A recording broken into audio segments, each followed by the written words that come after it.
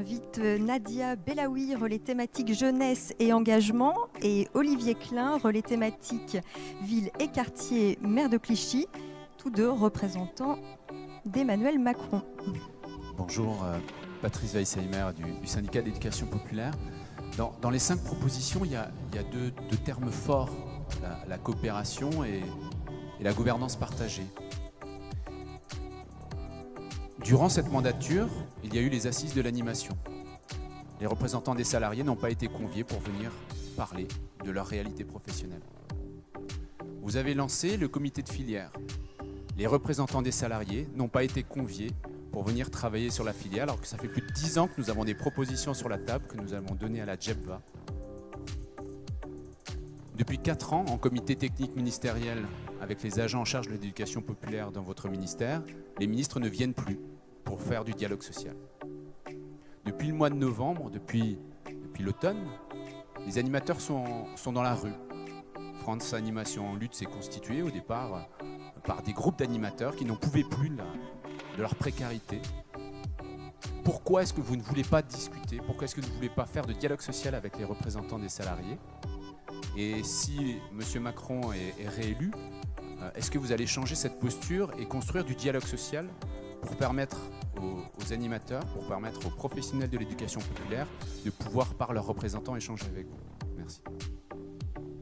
Je crois qu'il n'y a pas d'ambiguïté. Pour dialoguer, il faut être deux, et les partenaires sociaux ont vocation à être représentés tous, à la fois les représentants des employeurs et les représentants des salariés, bien entendu.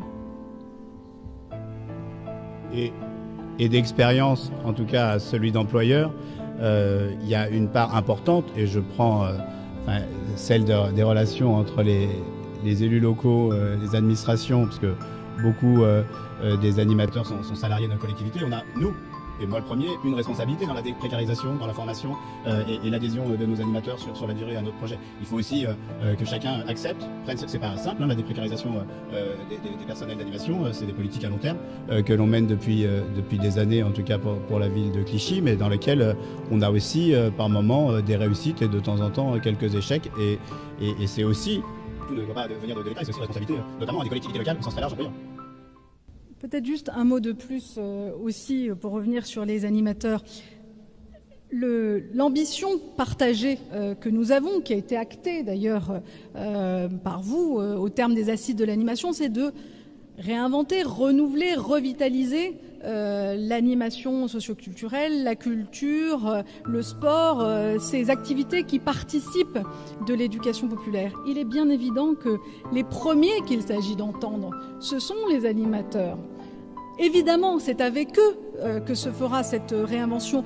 Les suivants, ce sont sans doute les jeunes, pour faire le lien avec ce que vous venez de dire. Les jeunes un peu moins jeunes, si j'ose dire, auxquels s'adresse l'animation. Donc, comme l'a dit Olivier Klein, je crois que ce qu'il faut retenir finalement du projet qui est proposé, c'est la volonté d'associer au service de la réponse concrète aux besoins sociaux qui seraient ainsi mieux identifiés.